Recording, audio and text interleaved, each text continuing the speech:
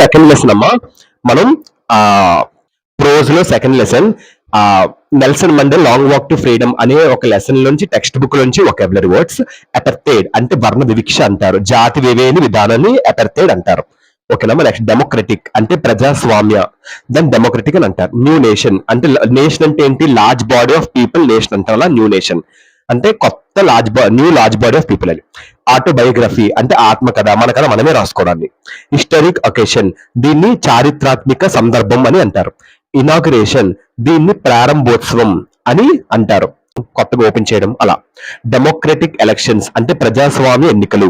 Ambi theatre దీన్ని బహిరంగ సభ అని అంటారు. ఓకేనమ్మా. డిగ్నిటరీస్ ఇది గుర్తుపెట్టుకోండి, బహిరంగ సభ అంటారు, ఇది అవసరంలే.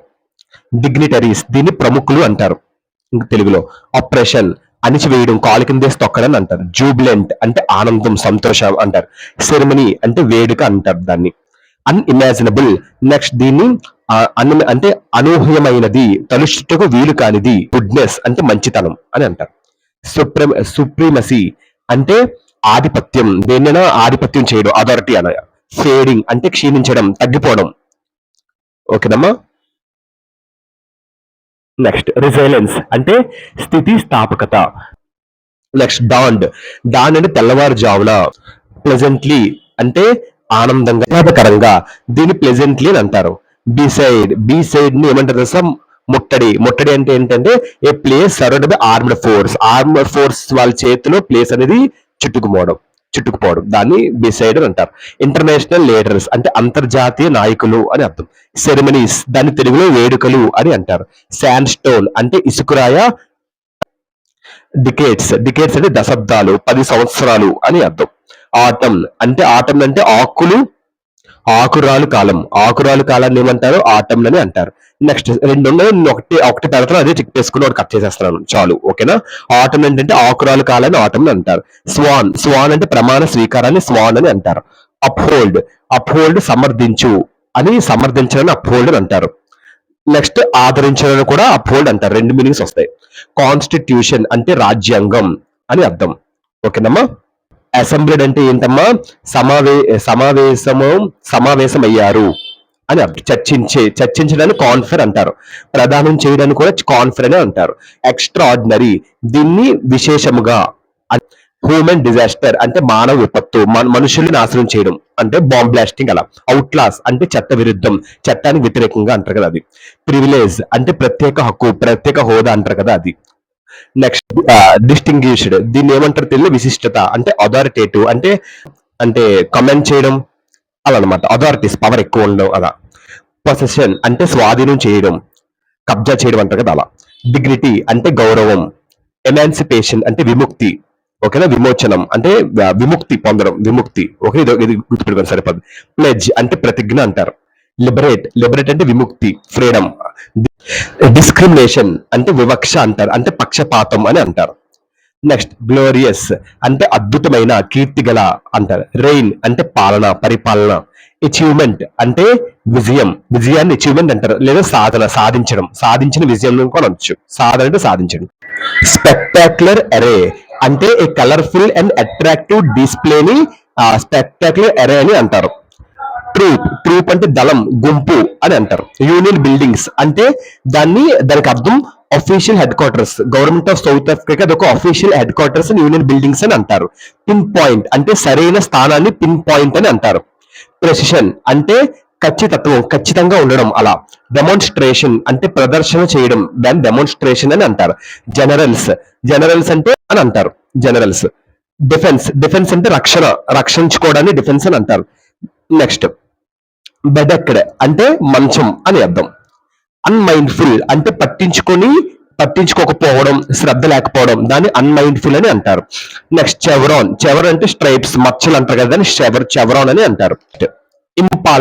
ఇంపాలా అంటే ఆఫ్రికా ఒక జింక, ఆఫ్రికా జింకని ఇంపాలా అంటారు. నెక్స్ట్ డిస్పైస్డ్ దీన్ని ఏమంటారంటే, డిస్పైస్డ్ అంటే తృణీకరించబడుతుంది, అంటే సింపుల్ గా చెప్పండి పట్టించుకోకపోవడాన్ని డెస్పైస్డ్ అని అంటారు.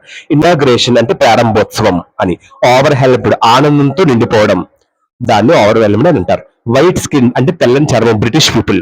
ఎరెక్టెడ్ అంటే నిర్మించడాన్ని ఎరెక్టెడ్ అంటారు. రేషియల్ అంటే జాతి మతం దాన్ని అంటారు.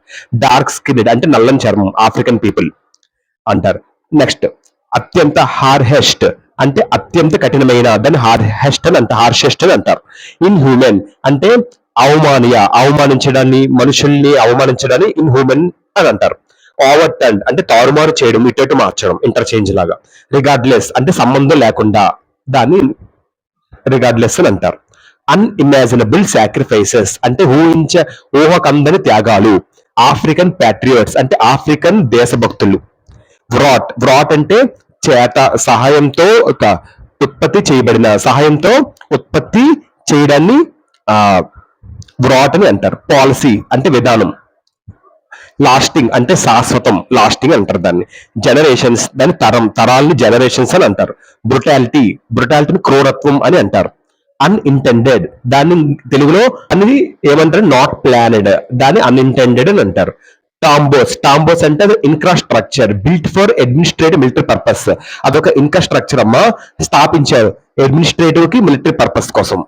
అది వీళ్ళందరూ కూడా లీడర్స్ అన్న ప్రముఖులు వీళ్ళ నేమ్స్ అందుకే రాయలేదు. విజ్డమ్ అంటే జ్ఞానాన్ని విజ్డమ్ అని అంటారు. జనరోసిటీ అంటే ఏంటి ద్రాతృత్వం అంటే జాలి దయా కరుణ అంటారు కదా ఇవి అంటారు.